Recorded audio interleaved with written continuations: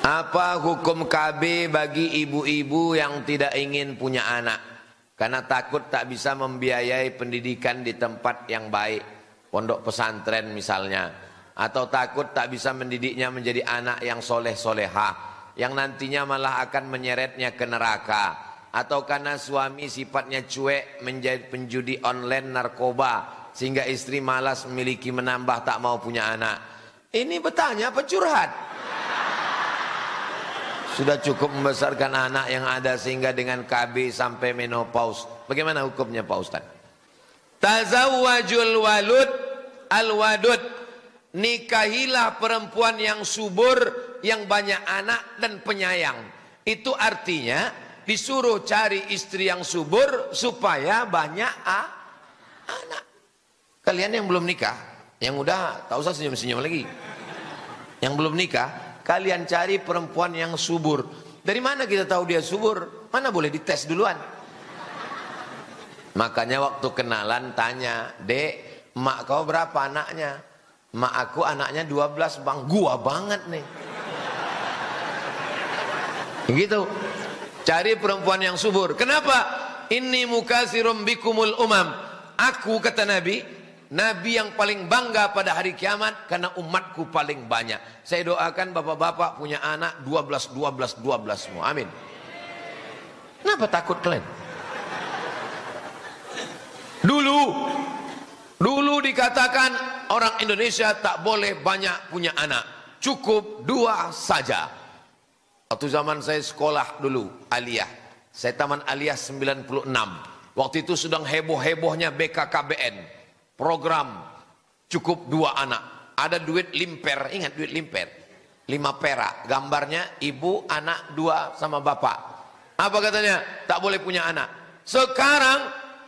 Sekarang kita ketakutan sama orang Tiongkok mau datang. Kenapa? Karena mereka penduduknya, India sekarang penduduknya 1,4 miliar. Cina sekarang penduduknya lebih 1 miliar. Indonesia tak sampai 300 juta. Sementara tanah kita luas, bumi kita penuh, minyaknya banyak. Kita kekurangan warga negara sekarang. Kalian cepat nikah. Kalau bisa 1, 2, 3, 4. Siap? Kalian mesti punya anak banyak-banyak. Umat Islam mesti kuat sebab kita menghadapi tantangan yang luar biasa. Jelas?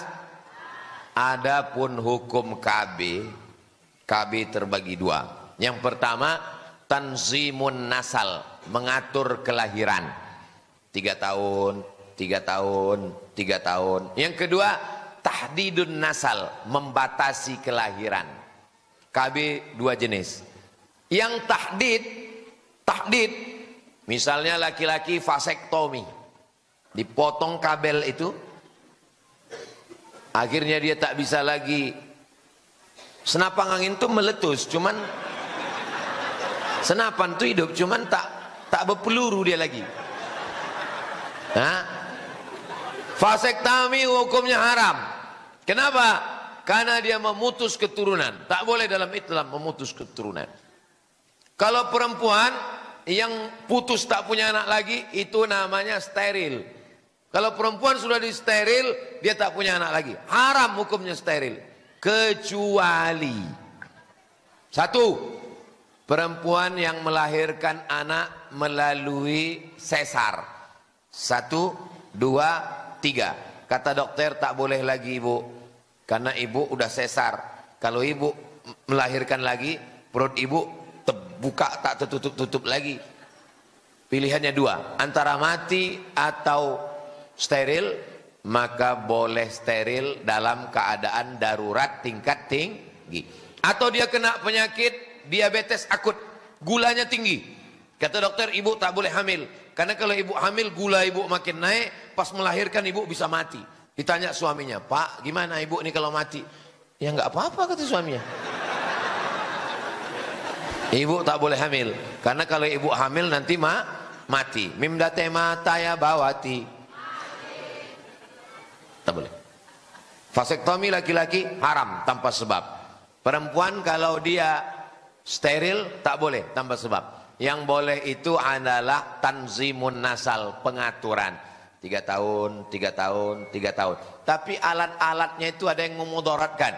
Ibu makan pil, ibu disuntik, akhirnya mohon maaf, siklus menstruasi tak teratur. Darahnya tertahan di dalam. Darah kotor itu mesti dibuang tiap bulan. Karena disuntik, karena dimakan, tertahan dia di dalam. Berubah menjadi kanker, menggumpal di dalam. Kanker macam-macam, akhirnya ibu mati gara-gara bapak yang tidak bertanggung jawab, mau enaknya saja, memang laki setan.